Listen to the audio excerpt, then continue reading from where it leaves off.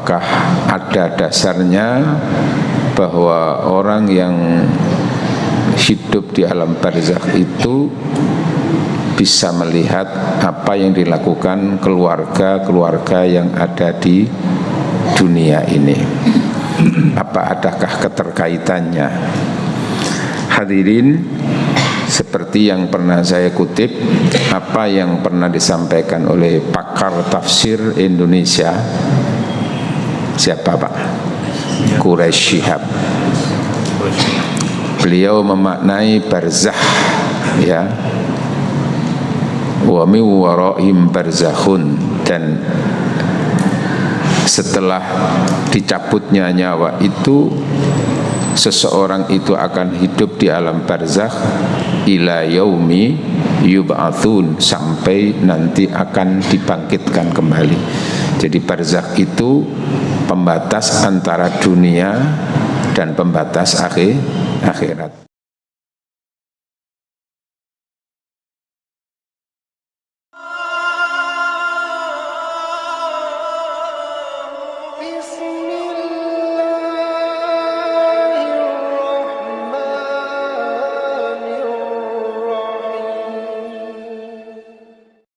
Assalamualaikum warahmatullahi wabarakatuh.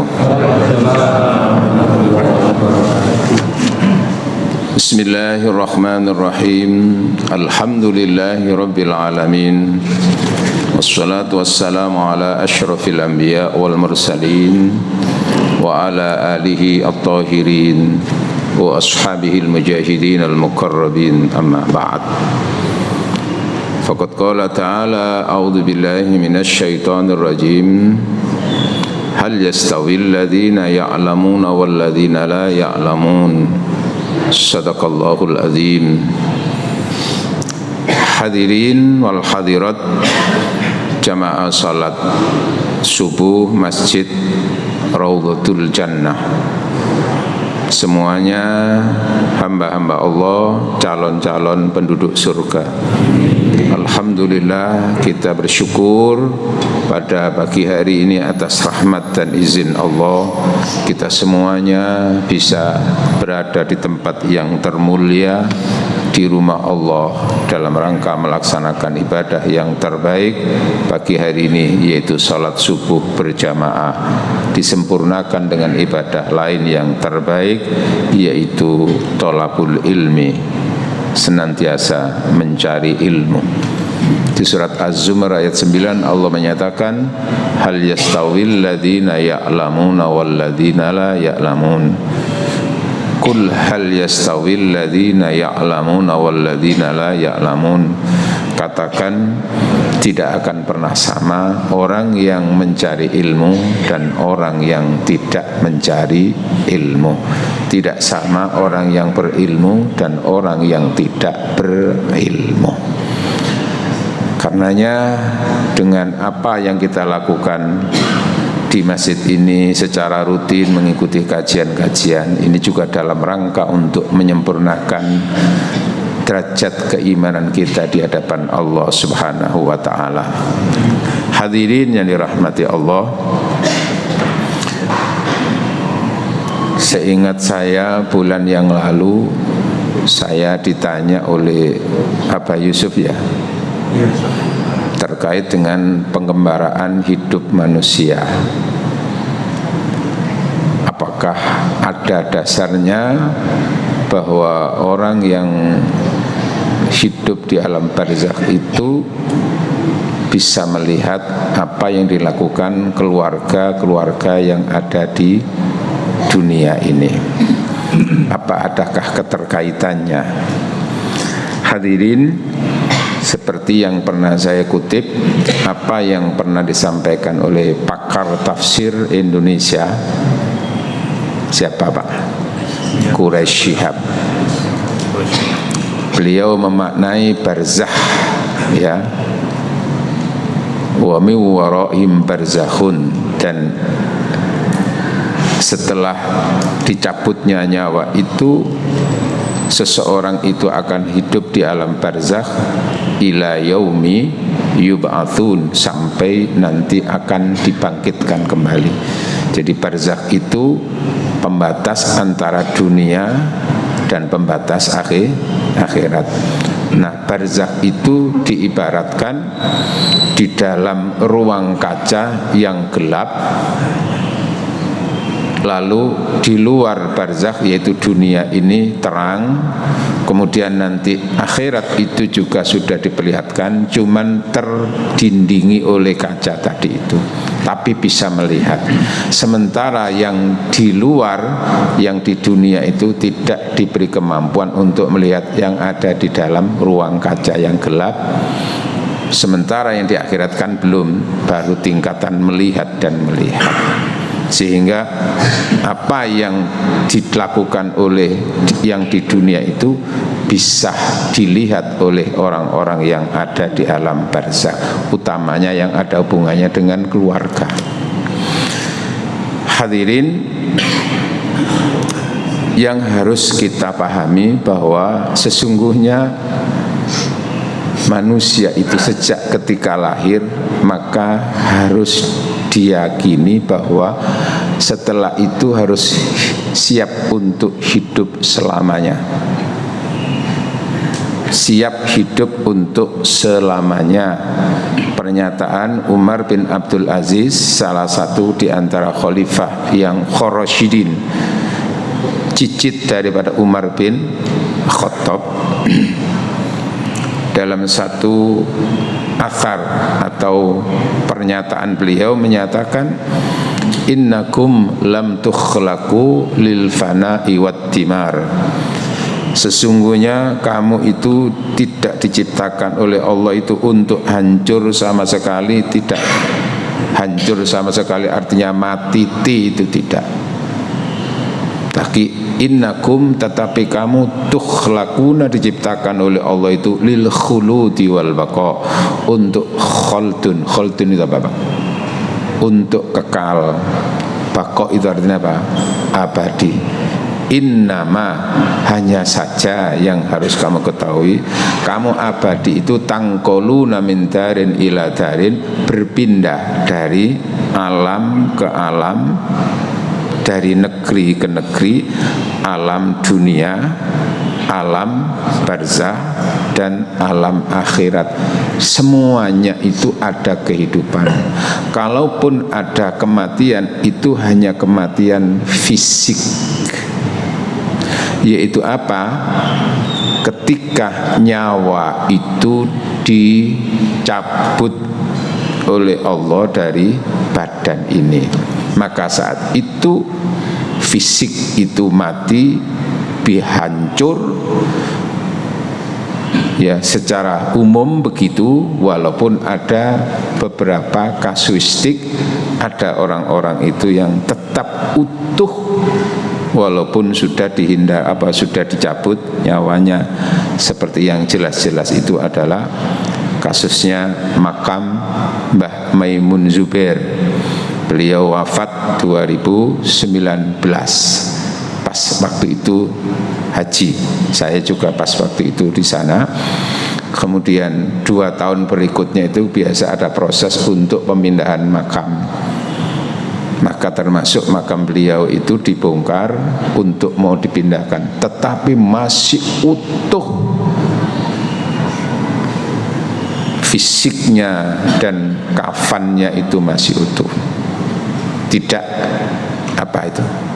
tidak terganggu oleh apa. Sebagaimana juga makam Hamzah, makom Hamzah, syuhada Uhud, paman Rasulullah, itu ketika terjadi bencana banjir, lalu tergerus makamnya itu, diperbaiki, ternyata masih utuh seperti ketika ia meninggal, lalu dikembalikan, dikuburkan lagi. Artinya nanti ada orang-orang tertentu yang oleh Allah diutuhkan fisiknya karena kebaikannya. Sebagaimana juga ada kemungkinan orang yang diutuhkan oleh Allah fisiknya karena kejelekan dan karena kejahatannya. Siapa? Fir'aun. Fir'aun berlaku seperti itu. Memang umumnya begitu. Tapi intinya adalah roh itu ketika terpisah dari badan itu bukan berarti mati, tidak, tapi itu hidup. Ngapunten Pak, seperti yang pernah saya sampaikan, roh itu tidak tunggal Pak. Ada roh yang disebut dengan roh nyawa,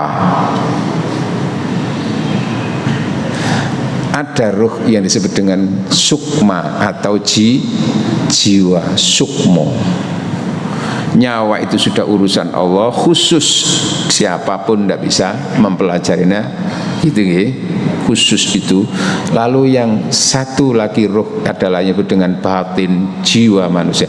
Itulah yang tetap hidup dan merasakan sesuatu, sebagaimana kita pun bisa merasakan sesuatu karena faktornya ada jiwa dalam diri kita.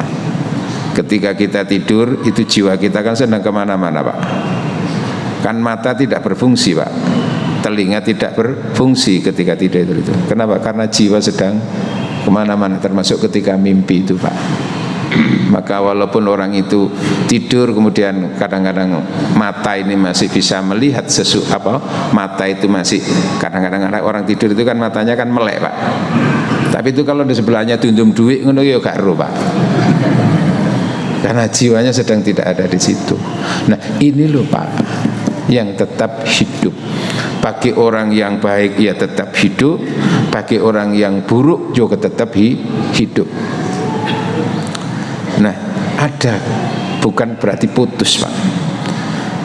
Seperti yang sering kita dengar gambaran tentang orang-orang yang hidup di alam barzakh tapi orang-orang baik. Di surat Ali Imran ayat 169 Allah menyatakan, a'udzubillahi minasyaitonirrajim, la tahsabannal ladzina qutilu fi sabilillahi amwata bal ahya'un inda rabbihim yurzakun. Jangan pernah engkau meyakini dan mengira orang-orang yang mati, berarti fisiknya mati kan, fisabilillah, orang-orang yang mati di jalan Allah itu mati, betul-betul mati. Orang-orang yang terbunuh di jalan Allah itu amwata, mati. Bal ahya'un, tetapi ia hidup di mana? Di sisi Allah. Terus apa? Yurzakun, mendapatkan rizki, mendapatkan nikmat. Hidup. Kemudian gambaran orang yang jelek, orang yang paling jahat di dunia itu Fir'aun Pak. Fir'aun kan itu ketika Fir'aun ini sedang tenggelam nazak, kan baru menyatakan amantu birabbi Musa wa Harun, aku beriman pada Tuhannya Musa dan Harun. Karena saat itu dia betul-betul membuktikan tentang keesaan Allah dan kekuasaan Allah. Karena saat itu dia dibuka rahasia kehidupan alam barzakh dan alam akhirat. Saat itu dia menyesal, beriman tapi kasep. Kan begitu Pak. Amantu birabbi Musa wa Harun. Al-an, baru sekarang kamu menyatakan beriman setelah nazak. Maka apa? Maka al-yauma nunajjika, pada hari ini sudah mulai saat ini kamu akan kami matikan dan badanmu aku selamatkan. Kenapa? Untuk menjadi pelajaran, litakuna liman khalfaka ayah, agar kamu itu bagi orang-orang yang setelah kamu sebagai bukti, sebagai pertanda kamulah orang yang terjahat sedunia itu. Nah, apakah lalu mati setelah itu? Satu sisi fisiknya diutuhkan oleh Allah dan sampai sekarang masih ada di bumi di Mesir, siapapun bisa mengunjungi asalkan dia punya biaya ke sana. Dan alhamdulillah saya termasuk yang sempat untuk sempat mengunjungi museum yang ada di Mesir sana dan menyaksikan langsung, oh itu Fir'aun itu gitu. Cuman tidak boleh difoto Pak, karena itu kekayaan budaya. Itu untuk difoto, dikata-kata nanti orang nggak semangat ke sana Pak. Bagian daripada ini. Nah, intinya fisiknya sudah mati, membujur walaupun tetap utuh. Tapi bagaimana keadaan setelah mati itu? Di surat Ghafir ayat 46 Allah menyatakan, a'udzubillahi minasyaitonirrajim, an-naru yu'raduna 'alaiha ghuduwwan wa 'ashiyya wa yauma taqumus sa'atu adkhilu ala fir'auna asyaddal 'adzab. Shadaqallahul adzim. Setelah mati itu lalu apa yang dirasakan itu? An-naru yu'raduna 'alaiha. Neraka itu terus senantiasa diperlihatkan, dipertontonkan kepadanya ghuduwan wa asyiya, di waktu pagi dan sore. Terus menerus, Pak. Lah, seperti mimpi itu, Pak. Kita itu kan namanya mimpi itu kan ru'yah, melimpi dalam tidur. Itu kan melihat, Pak. Tapi kan sekaligus merasakan, Pak. Ayo jenengan itu ketika mimpi itu kan melihat, Pak. Fisik jenengan kan ya fisik jenengan. Itu kan jiwa, Pak. Jenengan ngipi ngomong-ngomongan karo kanca ya padahal wong ya turu mungkin.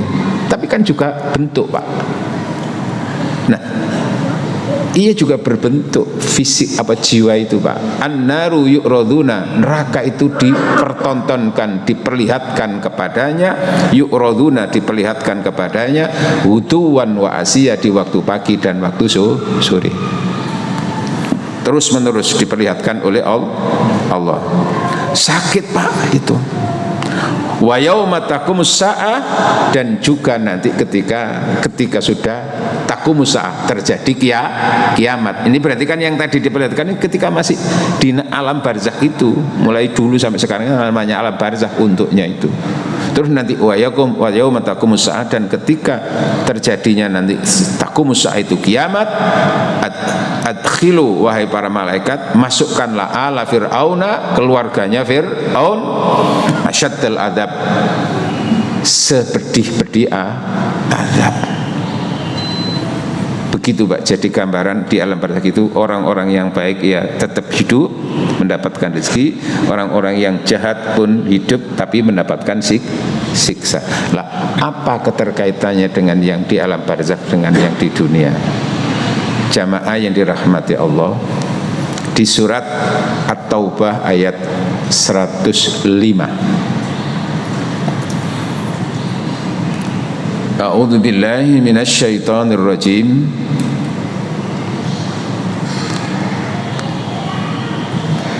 wa qul i'malu fasayarallahu amalakum wa rasuluhu wal mu'minun. Fasayarallahu amalakum wa rasuluhu wal mu'minun wa saturadduna ila alimil ghaibi wasyahada fayunabbiukum bima kuntum ta'malun. Shadaqallahul adzim. Sampun kepanggih Pak Yusuf. Dan katakanlah, bekerjalah kamu maka Allah akan melihat pekerjaanmu, begitu juga Rasulnya dan orang-orang mukmin, dan kamu akan dikembalikan kepada Allah yang mengetahui yang gaib dan yang nyata, lalu diberitakannya kepada kamu apa yang telah kamu kerjakan. Katakan, i'malu, beramallah kamu, beraktivitaslah kamu, apa terserah. Tentu di sini fokusnya adalah beramallah yang terbaik. Fasayarallahu amalakum, Allah akan memperhatikan, Allah akan melihat, Allah akan mencatat apa yang kamu lakukan. Wa rasuluhu, dan rasul pun akan apa? Sambungan, ada kata-kata waw itu atafa, dan rasul pun akan melihat apa yang kamu lakukan. Wal mu'minuna, dan orang-orang mukmin juga akan melihat apa yang kamu lakukan. Terus ayat berikutnya, kalimat berikutnya apa? Dan kamu akan dikembalikan. Nah, wasaturatuna, ini berarti kan prosesnya di mana itu? Sebelum kiamat nanti. Dan kamu akan dikembalikan ila alimul ghaib, yaitu alam kiamat nanti. Fayunabbiukum, dan saat itu Allah akan memberitahukan kamu, akan memberikan balasan buat kamu bima kuntum, terhadap apapun yang kamu lakukan, bima kuntum ta'malun. Dalam hal ayat ini ada beberapa penafsiran, Pak, saya kaji itu. Karena salah satu karya ilmiah saya, disertasi saya itu yang waktu itu dipromotori oleh Prof. Imam Mawardi yang sempat ngisi di sini ya. Itu adalah al-mautu fil Quran, hakikat kematian di dalam Al-Quran. Dan beliau juga sempat meresume, merangkum daripada disertasi saya itu. Sebulan setelah itu beliau sakit, kemudian diwafatkan oleh Allah. Nah, hadirin, dari kajian tafsir-tafsir itu memang ada dua model secara umum. Allah akan melihat apa yang kamu lakukan. Allah melihat apa yang kamu lakukan. Itu jangkauannya ya tentu di dunia, di alam barzakh dan alam akhirat.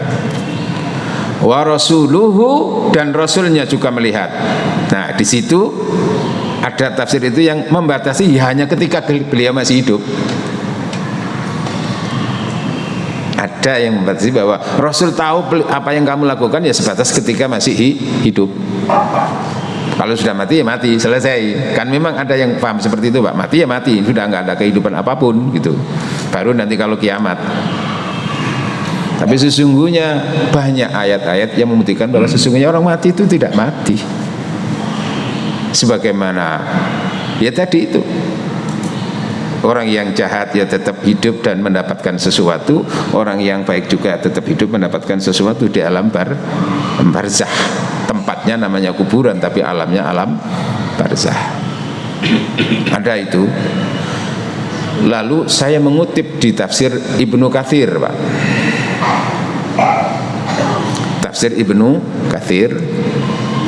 Dan kebetulan juga saya sempat tadi saya bawa buku saya itu, masih ketinggalan di mobil tadi itu. Saya ingat saya bawa tadi, tidak saya. Namanya kitab Sarhus Sudur fi Syarhi Akhwalil Mauta wal Kubur. Membuka dada, membuka cakrawala pandang, mendatangkan kelapangan dada dengan diantaranya fi syarhi, untuk membedah alam arwah dan alam kematian. Dan itu juga referensi saya yang terbanyak di disertasi, yang sempat ketika saya diuji oleh Prof. Said Aqil Munawar, itu kan pakar tafsir juga itu, ketika saya sampaikan dalam ujian itu, diantaranya ya saya kutip apa yang disampaikan oleh Umar bin Abdul Aziz tadi itu. Terus itu di mana Ustaz? Manggilnya saya manggilnya di mana itu Kiai yang sampean kutip itu? Saya ambil di kitab ini karangan Imam Jalaluddin As-Suyuti yang punya tafsir Jalalain itu. Tolong Ustaz, aku dikirimi. Saya fotokopi dulu, saya kirim. Tolong aku diberi yang lengkap. Maka saya saya cetakkan ulang, terus saya kirim sama beliau, saya paketkan itu. Untuk beliau juga akan mengkaji itu, kitab itu. Nah, di situ dijelaskan. Di kitab tafsir Ibnu Katsir juga di situ ditafsirkan bahwa Rasulullah melihat itu semasa hidup, oke. Tapi ketika beliau sudah wafat, hakikatnya kan beliau hidup. Seperti dengan dasar tadi itu loh, orang yang mati sebelah itu. Nah, Rasul itu kan melebihi dari semuanya itu, hidup. Makanya sholawat kita itu kan sering menggunakan assalamu alaika. Salam itu untukmu wahai Nabi. Seakan-akan Rasul itu ada di. Kenapa? Karena nanti ada malaikat khusus yang mengkomunikasikan, dan Rasul melihat itu. Termasuk apa yang dilakukan orang-orang mukmin di dunia ini. Nah, bagaimana orang-orang yang sudah mati selain Nabi? Ya masuk wa rasul wal mukminun, dan orang-orang mukmin. Jadi ketika di dunia jelas tahu, oh ini yang dilakukan ini apa ini? Tinggalannya ini kan gitu. Tapi lalu di situ nggak berhenti. Ketika sudah mati, apakah lalu juga bisa melihat apa yang dilakukan yang di dunia ini? Berlaku juga di situ, karena hakikatnya orang mati itu tidak mati.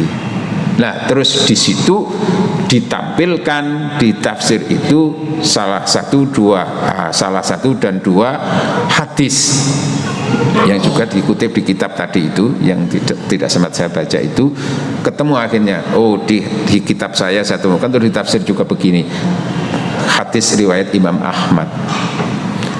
Rasulullah Shallallahu Alaihi Wasallam bersabda, Inna a'malakum sesungguhnya amal perbuatan kamu di dunia itu apa? Tu'radu, akan diperlihatkan ila aqaribikum wa asyairikum fil mauta. Sesungguhnya amal perbuatan-perbuatan yang di dunia itu akan diperlihatkan oleh Allah. Jadi Allah ini Pak yang memperlihatkan Pak, bukan otomatis kemampuan arwah itu gitu loh Pak. Allah memberikan kemampuan itu untuk melihat a'malakum, amal-amal kamu diperlihatkan kepada aqaribakum wa asyairakum, dan kerabat-kerabat kamu, keluarga kamu, fil mauta, di alam.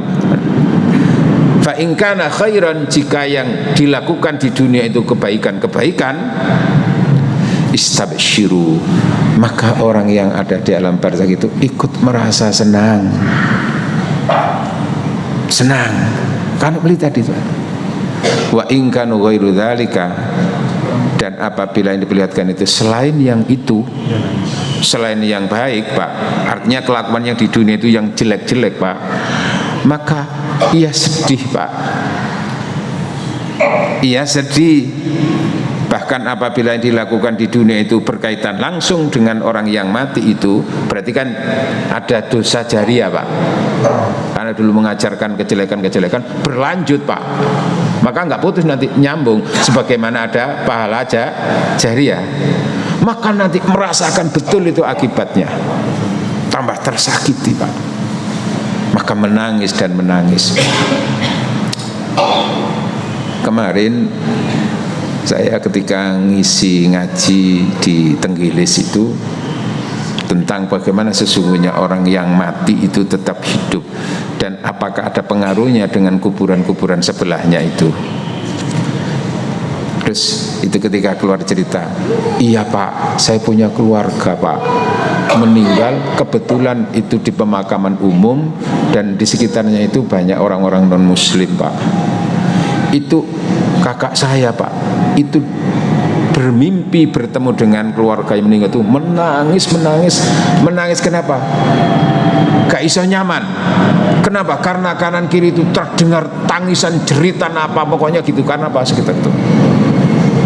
Oke Bu, jadi nanti juga ada bab bagaimana apakah ada pengaruhnya kuburan tempat orang dikubur itu dengan kanan kirinya, sebagaimana apakah ada pengaruhnya orang-orang yang dimakamkan di dekat makam Rasulullah itu di tanah haram itu. Ada Pak.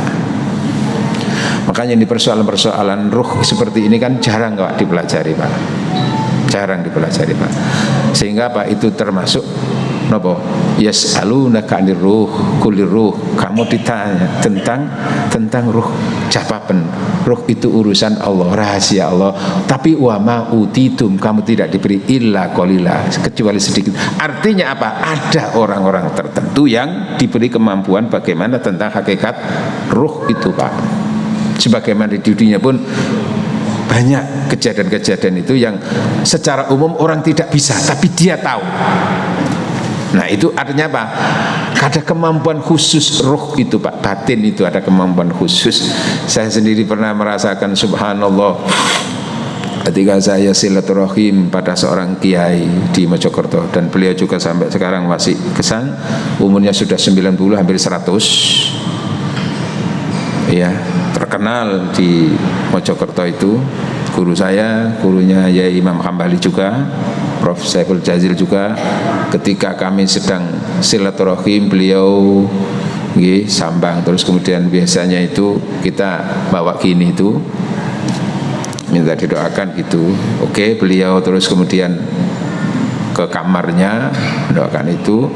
Nanti setelah itu diberikan lagi, tapi saya dalam hati itu sudah ada niatan minta doa khusus untuk anak saya yang masih TK. Setelah diberikan lalu mau pamit semuanya, saya ngapunten Yai, saya minta tambahan doa. Langsung saya diberi niki pun kalau siapakan. Pulang itu sambil subhanallah, kok lo persis. Artinya apa? Ada orang itu yang diberi kemampuan khusus bagaimana tentang rahasia hati seseorang. Sebagaimana saya juga pernah mendapatkan cerita dari Yai Jamal yang ada di Pondok Tambak Beras, Jamaluddin itu yang mengisi kajian Al-Hikam itu, beliau kan pernah berguru sama seorang guru di Tulungagung, namanya Mbah Jalil. Luar biasa. Beliau itu kan waktu itu masih santri. Mbah Jalil itu kalau ada acara pertemuan, banyak santri-santri datang itu, acara pertemuan tahunan, kemudian itu kan banyak santri itu yang nyalami, atau tamu-tamu itu nyalami apa? Salam tempel itu, Pak. Nah, itu ternyata amplop atau salam-salam tadi itu yang disampaikan itu nanti ada yang dibuang, Pak. Yes.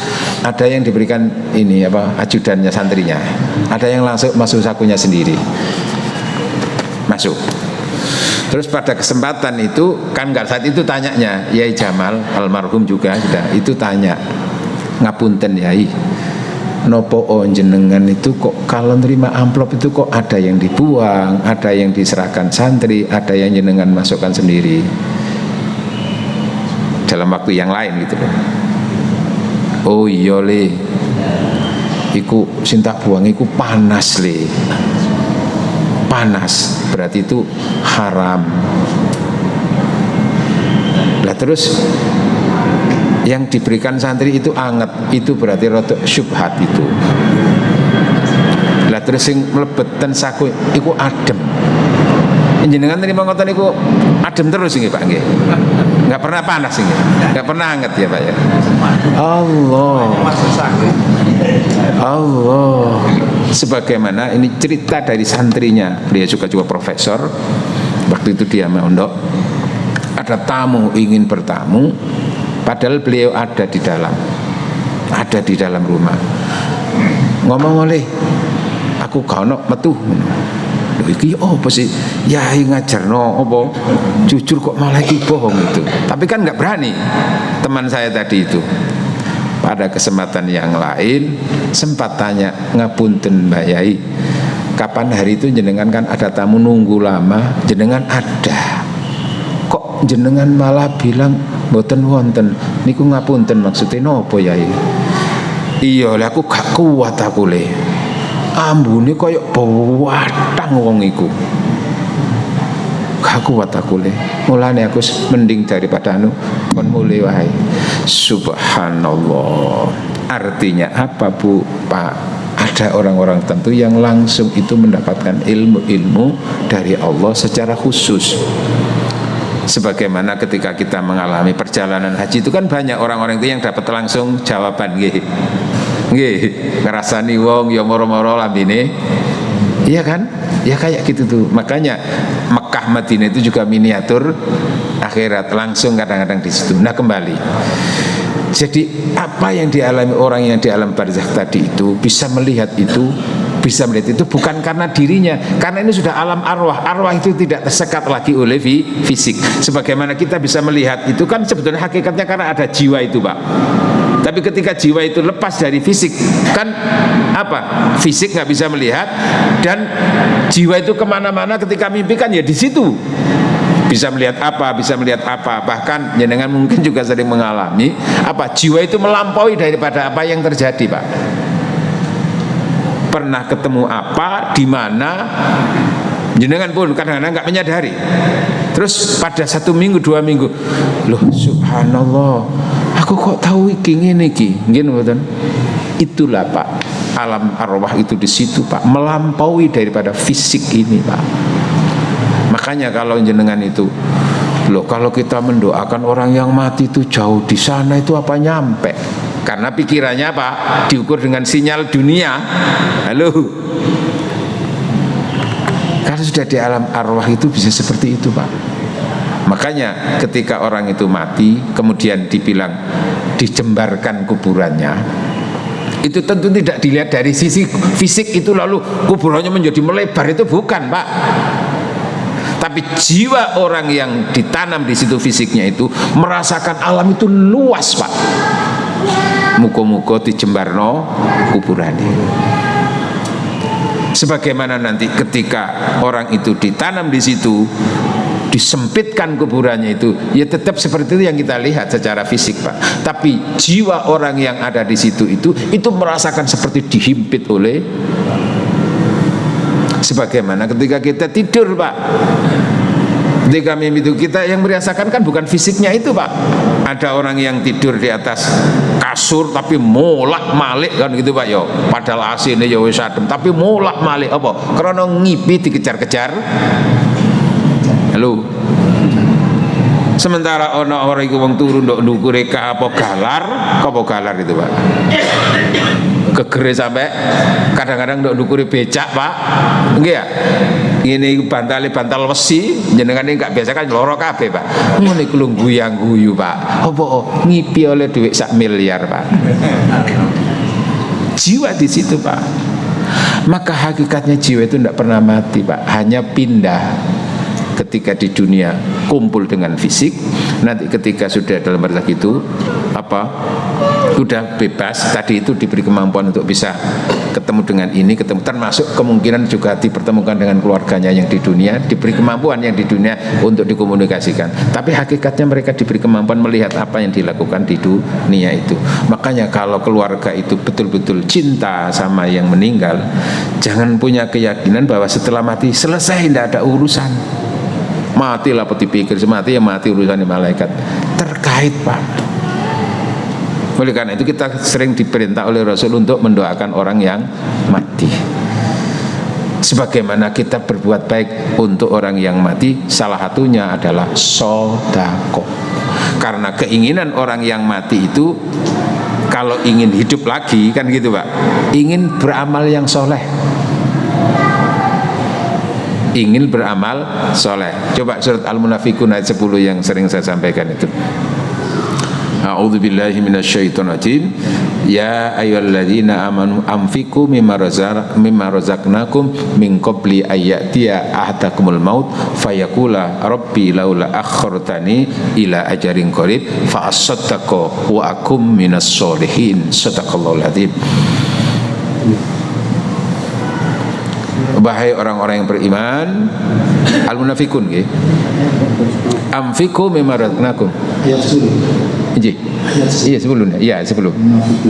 Dan belanjakanlah sebagian apa yang telah kami berikan kepadamu sebelum kematian kepada salah seorang di antara kamu. Lalu dia berkata, ya Tuhanku, mengapa engkau tidak menangguhkan kematianku sampai yang dekat, yang menyebabkan aku dapat bersedekah dan masuk orang-orang yang salah. Jadi keinginan orang kalau sudah mati itu, Pak, ingin bersedekah. Yang kedua, beramal yang soleh. Wa akum minas sholihin. Maka keluarga yang cinta kepada yang mati itu berpikir, kira-kira apa yang diinginkan orang mati itu? Tadi itu ingin bersedekah, ingin beramal yang soleh. Makanya lalu ketika ada seorang sahabat datang, ya Rasul, tiba-tiba orang tua saya meninggal dunia. Apakah aku bisa bersedekah? Afatasaddaqu, aku bisa bersedekah? Iya, bersedekahlah. Dulu luar biasa. Apalagi sedekah itu dalam bentuk jariah.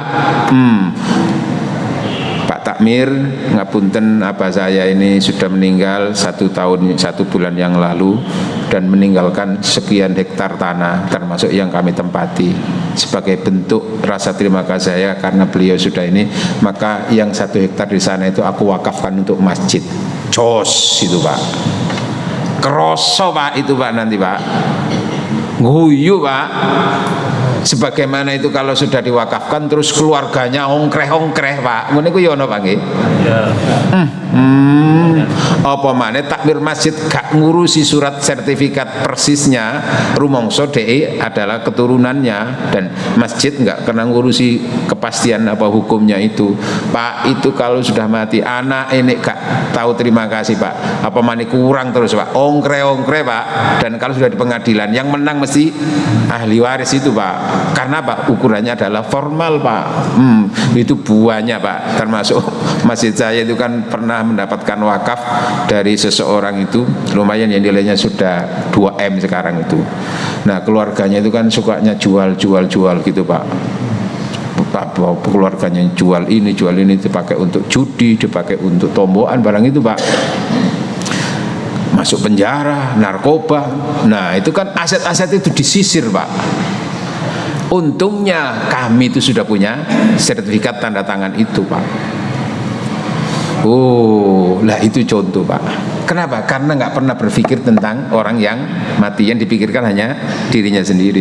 Lah ikut teman-teman lepas Pak, nangis Pak sing ndok kuburan itu Pak. Kenapa? Ya tadi itu karena tahu apa yang dilakukan keluarganya di dunia itu. Sehingga dalam kesempatan yang lain Rasulullah pernah menyatakan juga di kitab yang sama dan juga di tafsir Ibnu Katsir itu gimana? La tu'dhu mautakum bisu'i a'malikum. Jangan pernah engkau sakiti orang yang mati di antara keluargamu bisu'i a'malikum, dengan kelakuan jelek kamu. Loh Pak, itu orang mati itu Pak, kalau sedang dimandiin itu Pak, kan kita diperintahkan untuk memperlakukan siapa gitu. Kenapa? Karena melihat Pak, arwahnya itu melihat Pak, siapa yang memandikan, diapakan itu ya kroso Pak. Nah apalagi itu nanti kalau sudah gitu, jangan engkau sakiti keluarga kamu yang telah mati dengan kelakuan jelek kamu itu. Karena apa? Tadi itu Pak.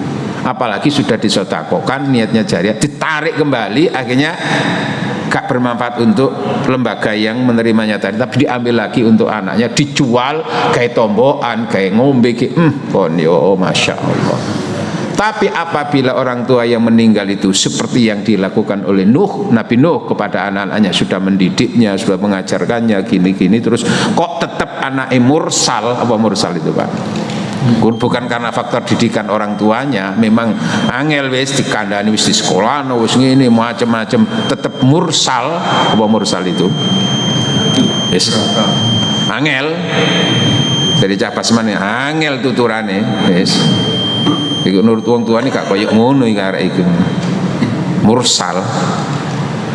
Seperti Kan'an sudah dididik orang tuanya, nah ayo ikut ayah, ayo naik kapal, ini sebentar lagi akan ada musibah banjir. Oh gampang ya, aku nek sampean jadi sampean banjir temenan, sa'awi ilal jabali, saya akan lari ke gunung, yaksimuni minal ma, akan gunung akan melindungi saya dari air.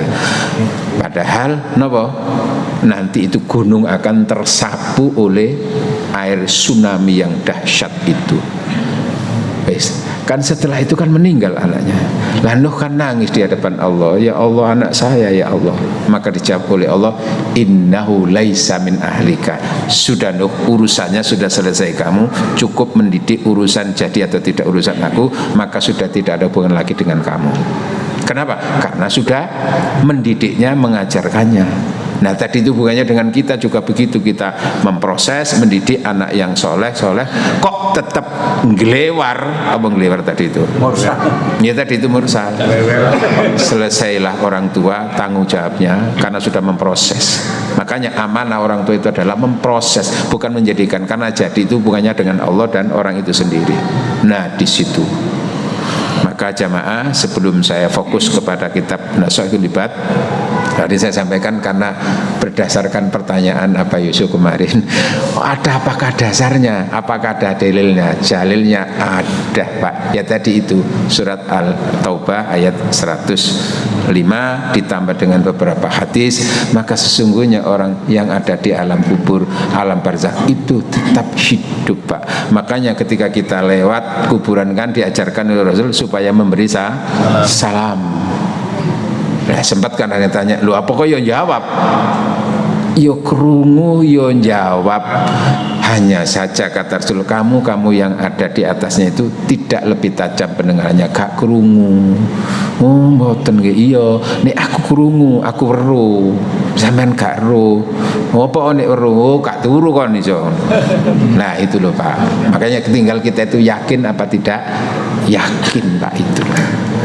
Hadirin yang dirahmati oleh Allah, berbicara tentang rahasia alam arwah itu sangat-sangat banyak rahasianya Pak, yang itu kan hubungannya dengan kematian. Karena itu Rasul sendiri pernah menyatakan, siapa orang muslim yang cerdas ya Rasul?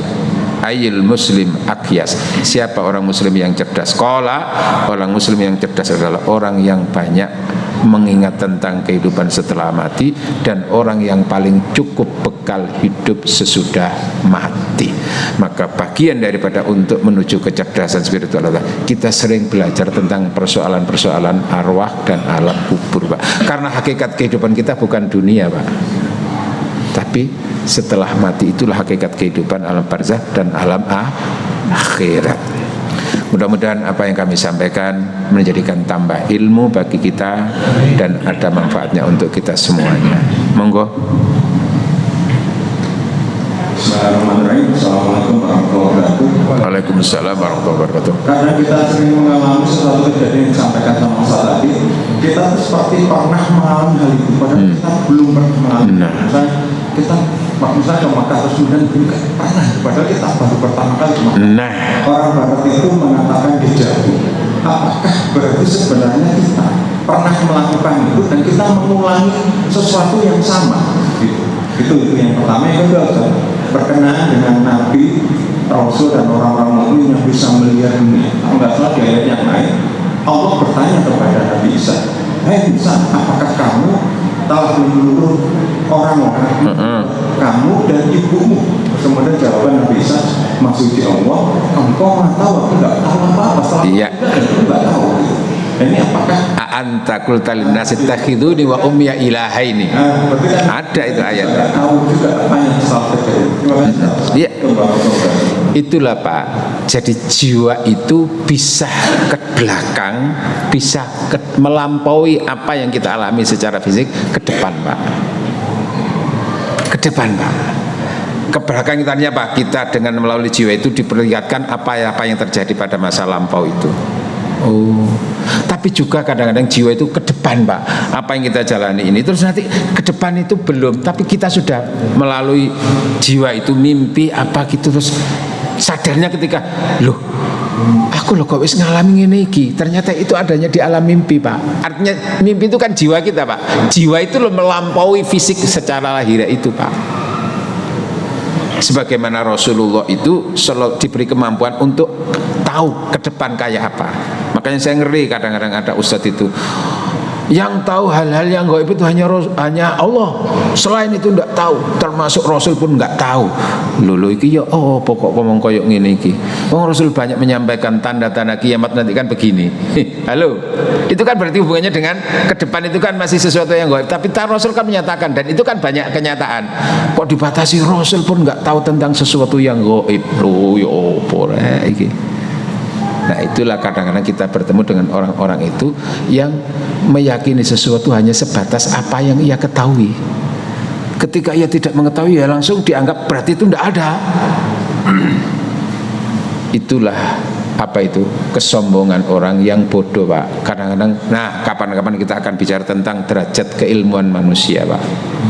Orang itu kalau ilmunya sangat cekak, Pak, ngerti cekak, Pak, itu merasa ya itu sendiri yang diakui benar itu, selainnya yang tidak itu semuanya salah gitu loh, Pak. Itu bahaya, Pak. Nyuwun sewu, Pak. Ketika Nabi Musa bertemu dengan Khidir, Pak, itu kan bagaimana Musa kan ukurannya apa yang diketahui, tapi kan ternyata ada sesuatu yang di luar pengetahuannya yang tidak diberikan oleh Allah, tapi dilewatkan kepada hamba Allah tadi apa? Khidir, Pak. Oh, jadi luas, Pak, ilmu Allah itu. Gini, Pak.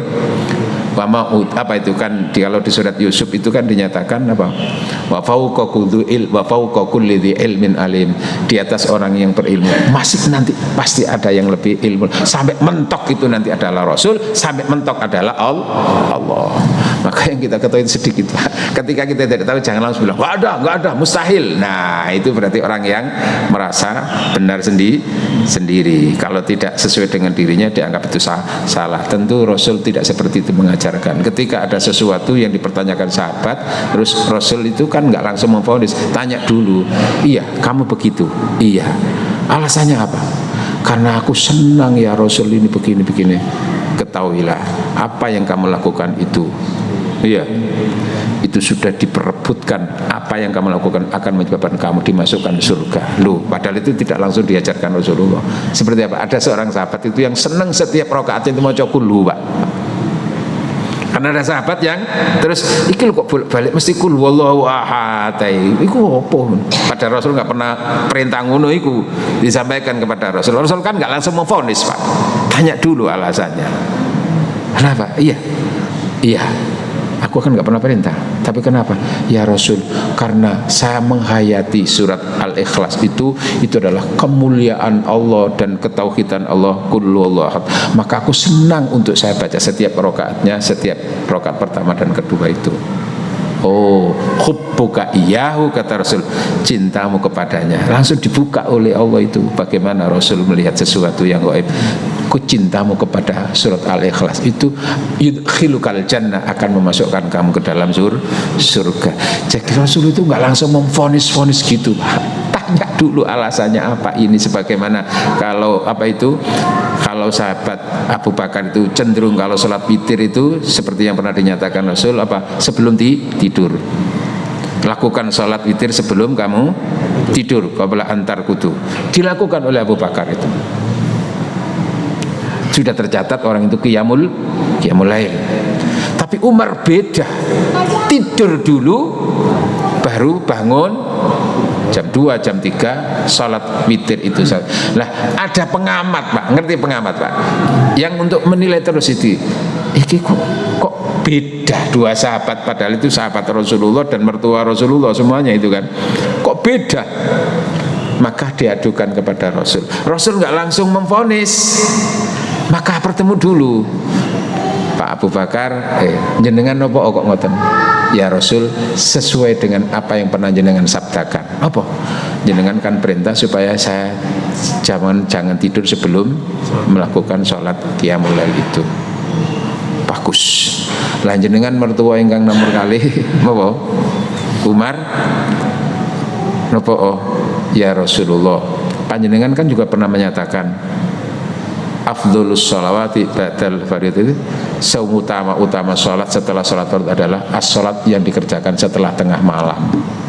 Berarti kan saya sebaiknya tidur dulu kemudian baru bangun setelah tengah malam itu, supaya dapat yang leres jenengan leres saya podo api sing gak api iku sing nah ngono lho. Jadi enggak tunggal, Pak, ilmu itu, Pak. Jadi gitu loh, luas. Makanya penting orang terus mencari ilmu. Ngoten baik. Alhamdulillah, mudah-mudahan tambahan-tambahan ilmu ini memberikan. Oh, masih ada lagi, Pak. Mboten napa-napa tadi iki, Pak. Engko aku dirasani kesuwen ngaji ning ngono. Assalamualaikum warahmatullahi wabarakatuh. Waalaikumsalam warahmatullahi. Mau saya tanyakan keutamaan menjaga lisan. Apa? Menjaga lisan. Oke. Perkataannya begini, Pak. Barang siapa yang menjaga lisannya karena Allah, maka Allah akan melancarkan lisannya untuk mengucapkan syahadat ketika dia akan mati. Iya. Dan ketika dia akan berjumpa dengan Allah nanti. Terima kasih. Yang ditanyakan apanya, Pak? Keutamaan menjaga lisan. Lihat tadi diantaranya sudah dijawab. Orang yang menjaga lisannya itu kan hatinya jelas. Falyakul khairan, hendaklah kamu kalau beriman kepada Allah dan akhirat hendaklah berkata yang baik. Aul yasmut, kalau tidak baik mending diam. Nah, itu menjaga lisan. Apa hikmahnya? Ya nanti tentu kita tidak menebar fitnah, kan gitu toh. Gak ngerti apa wis ngomong kak karo. Yang tadi itu diantaranya hikmahnya nanti ketika orang itu suka menjaga lisannya, enggak bicara enaknya sendiri, itu nanti diantaranya ketika nazak itu lisannya dimudahkan oleh Allah untuk mengucapkan kalimat la ilaha illallah. Itulah hikmah, Pak. Ngoten Pak nggih?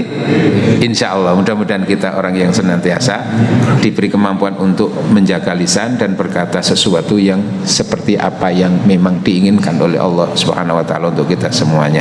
La yatakallamuna illa man adzina rahmanu wa qala shawaba. Tidak pernah berkata sepatah kata pun kecuali ketika itu sudah atas izin dari Allah Subhanahu wa taala.